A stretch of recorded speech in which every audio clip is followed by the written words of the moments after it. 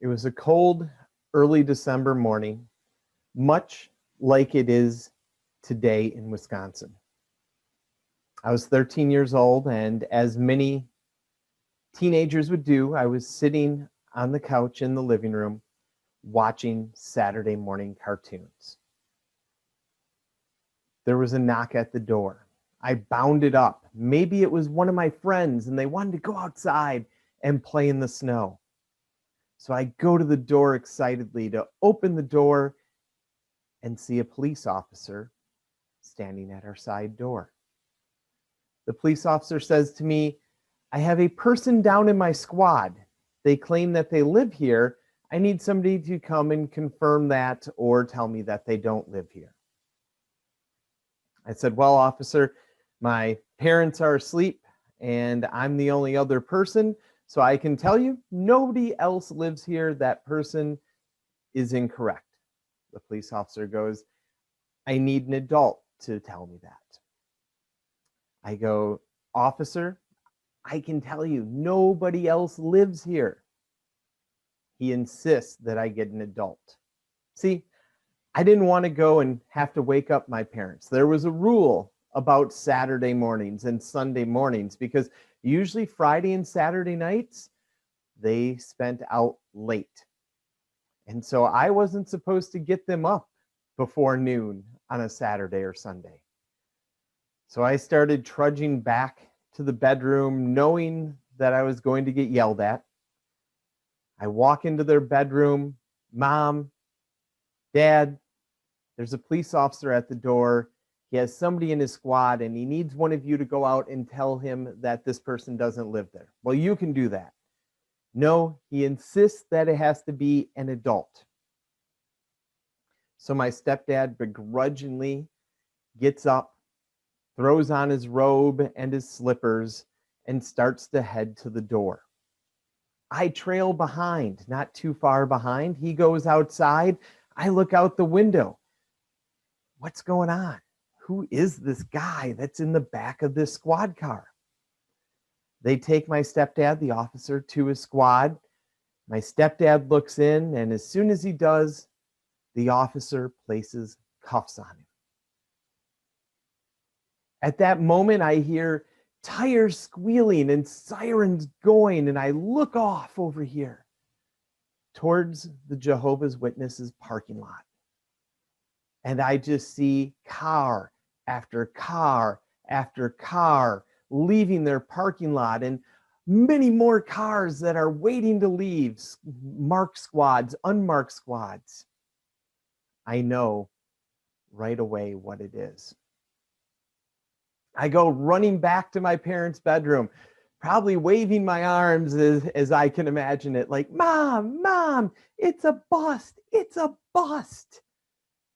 At that moment, I contemplate going for where I know they keep the drugs, grabbing them and maybe flushing them down the toilet or pushing them down a drain. But instead, I run back to the door and I look out and I see squads, marked and unmarked, from all sorts of different municipalities in my area. My life is about to be turned even more upside down than it is.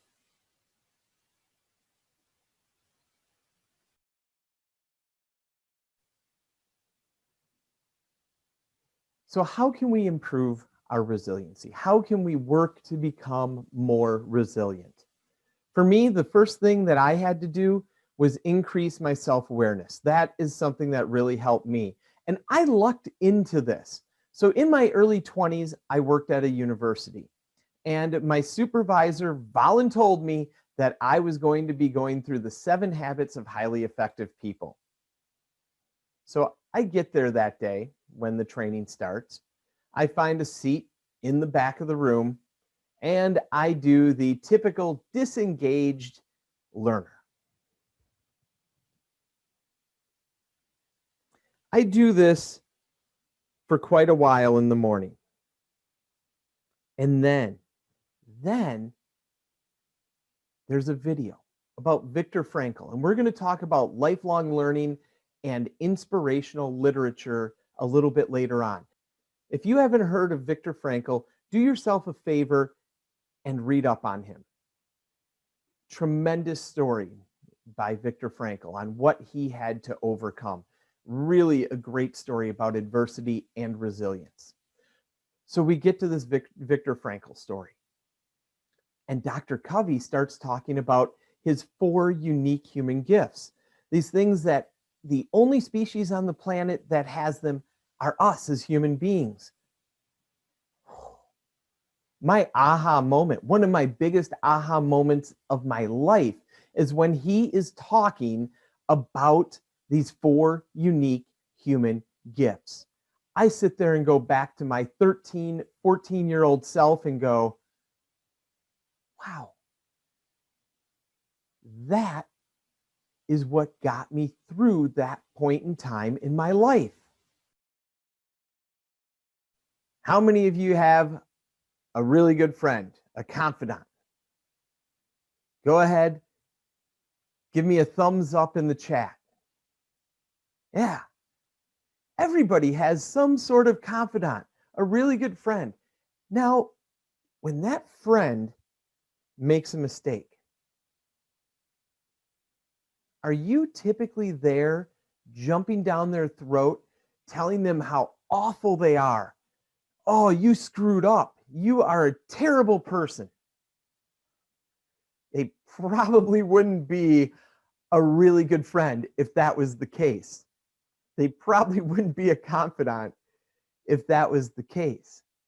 Yet, how many times do we do that to ourselves in a day, in a week, in a month, in a year? How many times do we beat ourselves up over some of the smallest things?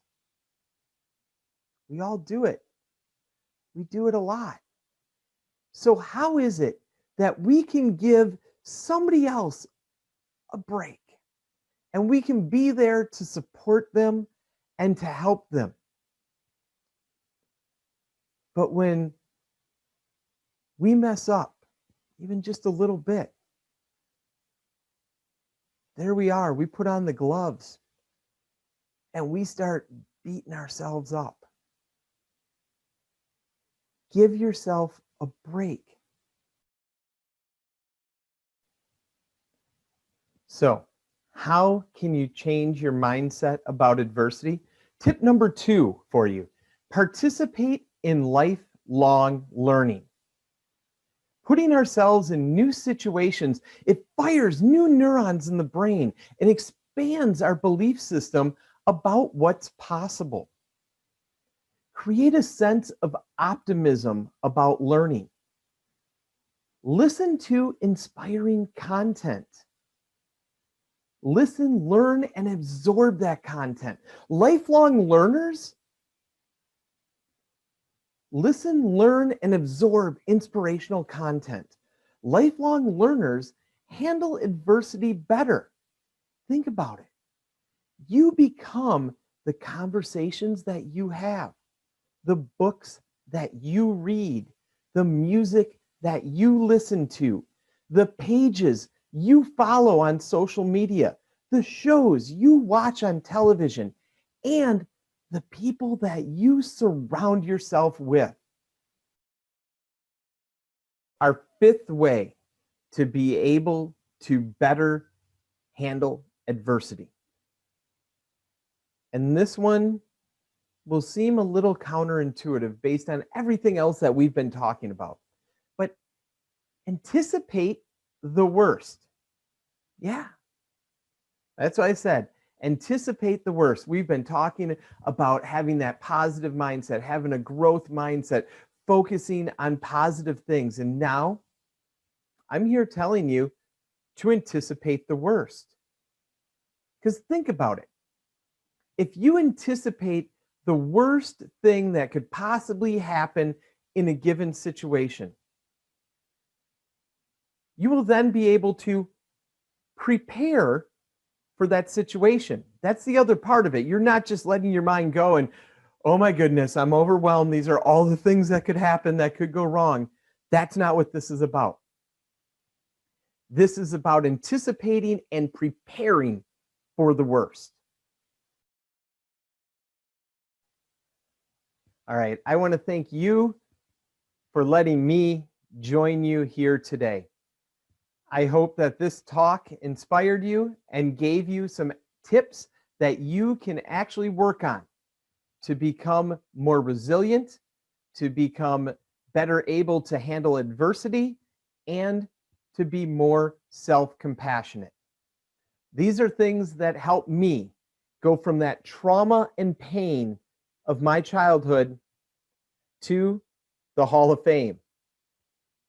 I'm Don Wadewitz, reminding you to live life to the fullest and be good to one another.